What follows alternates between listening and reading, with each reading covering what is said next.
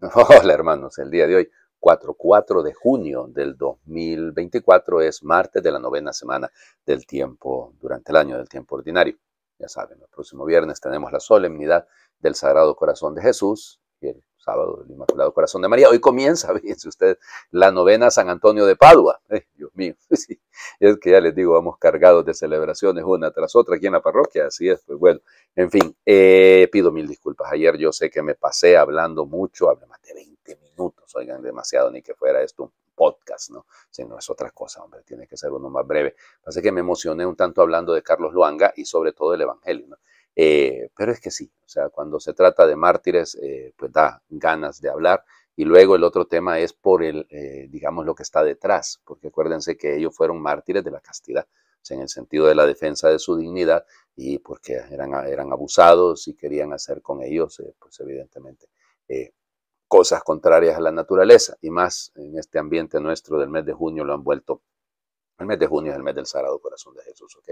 No caigamos en estos jueguitos que nos quieren meter a la fuerza, ¿no? Un proyecto que no es, cuidado, se defiende la dignidad de toda persona, claro que sí, pero no podemos pretender que se nos debe imponer un criterio de orden meramente, llamémoslo, de inclinación sexual para definir a las personas. Eso no debe ocurrir y no debemos permitirlo, porque aunque parezcamos retrógrados y que parezcamos ir en contra, y nos van a cuestionar y nos van a criticar, eso de todas maneras siempre lo han hecho, pero no está ahí el punto, y deben entender que también respeten nuestra posición de que no estamos de acuerdo con esto, y mucho menos de pretender, insisto, educar a los niños y a los jóvenes en un criterio que es contrario a la naturaleza. Bueno, vamos, hoy voy a hablar brevemente, porque de todas maneras el santo que escogí para hablar de hoy, pues no hay mucho que decir.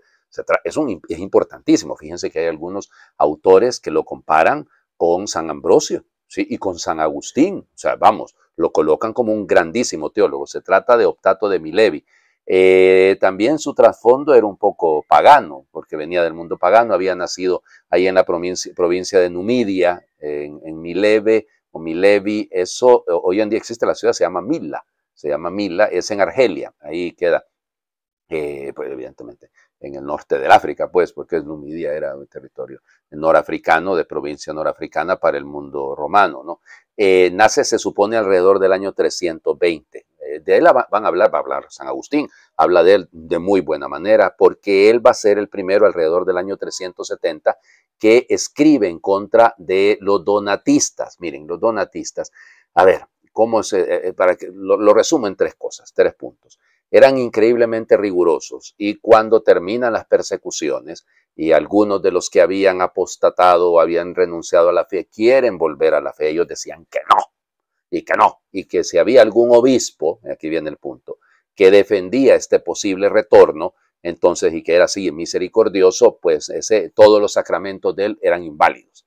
Ah, pues no, tampoco vamos a llegar a esos extremos. Lógicamente en Roma se defendía la postura de lo que era realmente correcto. La misericordia de Dios, pues sí nos perdona a usted y a mí. Entonces imagine, claro que no hemos apostatado, pero igual, pues. Y entonces eligieron, en ese momento, eligieron a otro como obispo en paralelo del que ellos decían que había sido uno de los traidores, y entonces que por eso no podía. Donato realmente es el segundo de estos obispos, porque tuvieron su línea de sucesión, no crean. Incluso, fíjense que van a tener línea de sucesión de antipapas, ¿sí? Aunque no lo crean. Y bueno, es una cosa terrible. Entonces, claro, pues Optato es uno de los primeros en defender aquello que nos enseñaron a nosotros cuando estábamos estudiando la teología, bueno, y de hecho a mí me lo enseñaron desde la filosofía, aquello de ex opere operato o ex opere operantis, o sea, ¿qué es lo que cuenta? Cuenta la santidad del que hace los sacramentos, o el sacramento ya tiene en sí mismo una fuerza. Y ahí es donde entra el punto. Claro que el sacramento es válido, es decir, aunque la persona que lo ejerza, no dije, yo me imagino a mí, que no seamos exactamente los que los administremos, no seamos los más perfectos ni los más santos, pero la iglesia que actúa a través de estas débiles y frágiles manos, claro que ejecuta, hace, administra y da sacramentos válidos. Además, fue un gran defensor de la importancia de los altares. A mí esto sí me llama poderosamente la atención, porque ya les digo, miren, hay algunos que desprecian el valor del altar, O sea, si los altares están consagrados, es precisamente porque tienen un valor y una importancia, ¿no? Es ahí donde se confecciona, es ahí donde se prepara el cuerpo y la sangre del Señor. Por razones extraordinarias, toca celebrar una Santa Eucaristía en un lugar que no tiene un templo cerca o que no tiene un lugar para ello, pues se celebra ahí sobre una mesita, se busca lo más digno posible. Hoy en día quieren hacer un altar, una mesa plegable que luego se puede utilizar para otra cosa. Imagínense ustedes. Y luego lo que defienden esta postura, luego le dicen a usted, lo más importante es la asamblea, el pueblo. Por favor, lo más importante sigue siendo lo que se coloca sobre el altar, que es Cristo, que Él está presente en la comunidad, claro que lo está, reunida, evidentemente, para hacer para la vida litúrgica. Pero cuidado, no pueden venir usted a decirme que por encima que da lo mismo cualquier lugar. No da lo mismo cualquier lugar. Lo siento, bueno, Optato de Milevi es uno de los grandes defensores. Su apología y su defensa de la doctrina, claro, él escribe un libro muy interesante. Se perdieron algunas de estas obras, ¿no? Era un fulano que se llamaba Parmenio. Entonces este Parmenio, que era donatista, escribía, y entonces contra Parmenio escribe Optato y ahí lo pone en su lugar. Fíjense, y él hace una distinción bella. Una cosa son los herejes y otra cosa son los cismáticos. O sea, herejes son los que ya dicen una cosa que está contraria a la fe. Cismático es el que sigue creyendo las mismas cosas de la fe, pero por ejemplo no acepta la autoridad del Papa. Y de esos hay un montón, de esos hay un montón, hoy en día. Es una cosa, algunos van, sí, es que este Papa ha creado eso. No, señor, siempre los ha habido, siempre los ha habido. Y lo bueno es que todos los que siguen esta ruta, luego terminan fuera de la iglesia. En fin, vamos a las lecturas del día de hoy. Terminamos de leer, porque se los decía yo ayer, se los explicaba, esta segunda carta del apóstol Pedro. Qué bella que es, oye. Qué bella que es, cortita, pero realmente es preciosa. Miren lo que dice ahora. Segunda de Pedro, pues, capítulo 3, versículos del 12 al 15, nos saltamos el 16 y luego del 17 al 18. Hermanos, piensen con cuánta santidad y entrega deben ustedes vivir esperando y apresurando el advenimiento del día del Señor, cuando desaparecerán los cielos consumidos por el fuego y se derretirán los elementos. Pero nosotros confiamos en la promesa del Señor y esperamos un cielo nuevo y una tierra nueva en que habite la justicia. Por tanto, queridos hermanos, apoyados en esta esperanza, pongan todo su empeño en que el Señor los halle en paz con Él, sin mancha ni reproche, y consideren que la magnanimidad de Dios es nuestra salvación. Así pues, queridos hermanos, ya están ustedes avisados. Vivan en guardia para que no los arrastre el error de los malvados y pierdan su seguridad. Crezcan en la gracia y el conocimiento de nuestro Señor y Salvador Jesucristo. A Él la gloria ahora y hasta el día de la eternidad. Amén. Palabra de Dios. Te alabamos, Señor. Miren, a mí lo que me gusta, perdónenme, es la actitud de Pedro, del autor de esta carta, ¿no? Hacia adelante, viendo hacia el futuro. Nosotros esperamos cielo nuevo y tierra nueva. No hay nada negativo. ¡Ay, el fin del mundo! ¡Ay, ya va a ser el día! Tranquilo usted, el día que venga el Señor va a ser un día de alegría para los que lo estamos esperando, porque hemos estado creciendo, porque hemos vivido avisados. Es decir, somos conscientes, en guardia para que no nos arrastre cualquier locura, cualquier falsedad y cualquier malvado y perdamos nuestra seguridad, perdamos aquello en lo que tenemos fundamentada nuestra fe. Ahí es donde entra el punto. Piénsenlo. Deben ustedes pues, vivir esperando, pero con confianza, sin desesperarse. El fin del mundo. Yo no sé cuántas veces he sobrevivido al fin del mundo en mis 52 años de edad. No sé cuántas veces, porque lo han anunciado cualquier cantidad de veces. Oigan. Pues aquí estamos. Y es decir, no ha habido fin del mundo, pero estos malvados, estos cismáticos pero aún herejes, tanta cosa que dicen. Usted no pierde el tiempo, usted crezca. Usted lo que tiene que hacer es crecer, crecer, crecer, crecer. Y no hacia los lados, ¿verdad? Digo, crecer realmente para que cuando venga el Señor nos encuentre en paz con Él, sin mancha, sin reproche. Ahí está el punto. Aprovechemos que Dios es magnánimo. Aprovechemos en esa magnificencia de Dios, en esa magnanimidad que implica que Él está tan dispuesto a ayudarnos a salvarnos. Mejor aprovechemos. El Evangelio. Ay, Señor Jesucristo. Ok, pongan mucho cuidado. Ok, pongan muchísimo cuidado. Porque ¿qué es lo que está detrás? Las controversias al final contra el Señor Jesús. Marcos, capítulo 12, versículos del 13 al 17.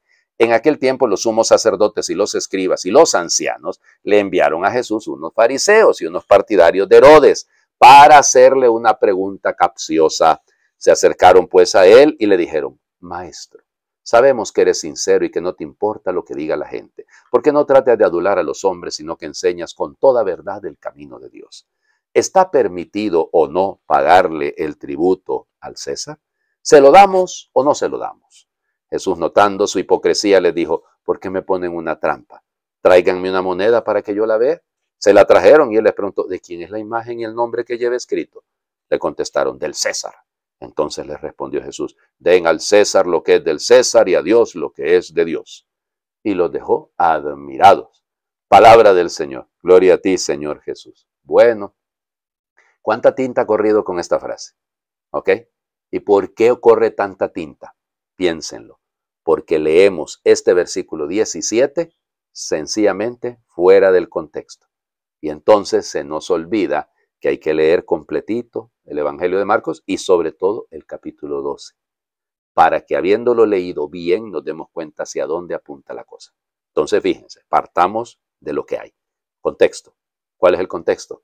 Jesús ha expulsado a los mercaderes del templo. ¿Se acuerdan? Yo les dije, eso no lo leímos porque esa fue la fiesta de la visitación del Señor. Pero empezamos a leer los conflictos que eso le generó. Le fueron a preguntar: ¿con qué autoridad haces eso? La respuesta de Jesús, yo les contesto si ustedes me contestan. ¿Lo de Juan era de Dios o era de los hombres? ¿Se acuerdan? Segunda problemática, que es la que hemos leído precisamente ayer, que es el conflicto que le traen a Jesús sencillamente para quererle, también eso en el fondo, si ustedes se fijaban, el evangelio de ayer era también, como les diría, una especie de trampa, ¿no? Porque el Señor Jesús utiliza la imagen de la viña, de los viñadores asesinos, y Él es la piedra angular, y los constructores la han desechado, ellos entienden que habla por ellos. Viene el tercer paso. El tercer paso es, ahora le mandan los mismos escribas, ¿se acuerdan? Los mismos que en el capítulo 8 Jesús anunció que van a ser la causa de su muerte. Y mandan a dos grupos antagónicos. Los fariseos, que en Judea no operaban tanto, operaban más en Galilea, pero igual, los mandan con los herodianos. Tampoco los herodianos era que estuvieran, probablemente como lo dice Lucas, que Herodes estaba ahí. Herodes Antipas estaba ahí, entonces por eso hay partidarios de Herodes. Fíjense, si son partidarios de Herodes, son de los que están puestos por el César, o sea que están puestos más bien a favor de que se pague el impuesto, primer punto. Y los fariseos, que son más cumplidores de la ley, que son más rigurosos, son el grupo en contra de. Entonces, todo esto tiene un trasfondo, ¿no? Le mandan una comisión. Esa comisioncita, por eso dice aquí, es una pregunta capciosa. Lo que querían era agarrarlo. Solo aquí aparece este verbo en el Evangelio de Marcos, que es el verbo agreuein, que significa cazar, pescando, ¿ya? Es decir, solo aquí se utiliza, porque eso es efectivamente, no es una pregunta capciosa, es que lo quieren atrapar, lo quieren agarrar.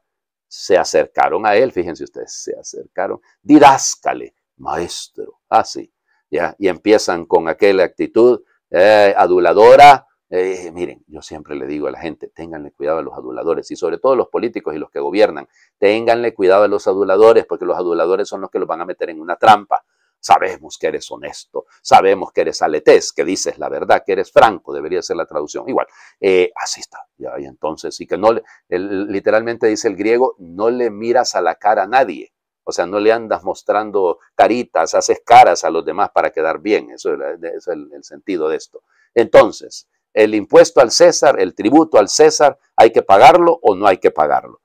Fíjense ustedes. La pregunta, el verbo aquí, pagarlo o no pagarlo, es una traducción, porque legítimamente utiliza el término, ese verbo es muy bonito, el verbo esestín, que significa si se cumple con la ley.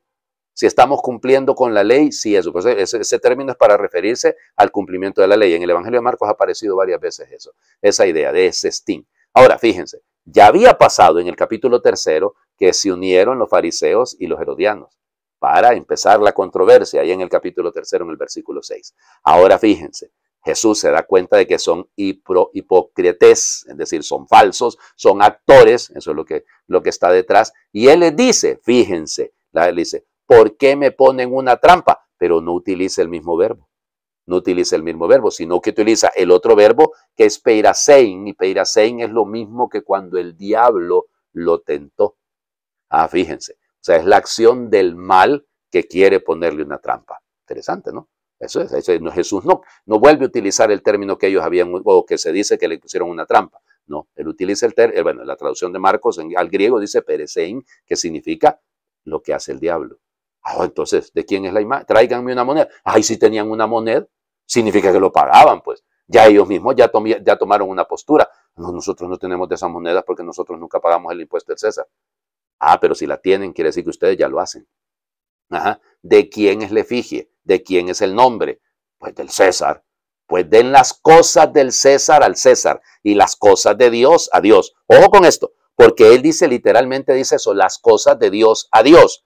Entonces, padre, ahí es, claro, lo podemos interpretar y mucho se ha interpretado como dos ámbitos distintos, el respeto de la esfera de lo político y el respeto, la esfera de lo religioso. Todo eso está legítimo, todo está muy bonito. Claro, no hay que pretender caer en el cesaropapismo o caer en sacralizar todo. No, cuidado. Todo debe estar impregnado de Dios, pero es diferente sacralizarlo todo. La política no debe ser sacralizada. Pero fíjense, entonces ahí es donde entra el problema. Pero como no leemos el contexto, a mí siempre me encanta recordarles que el final de este capítulo es aquel escriba que le va a preguntar a Jesús cuál es el principal mandamiento.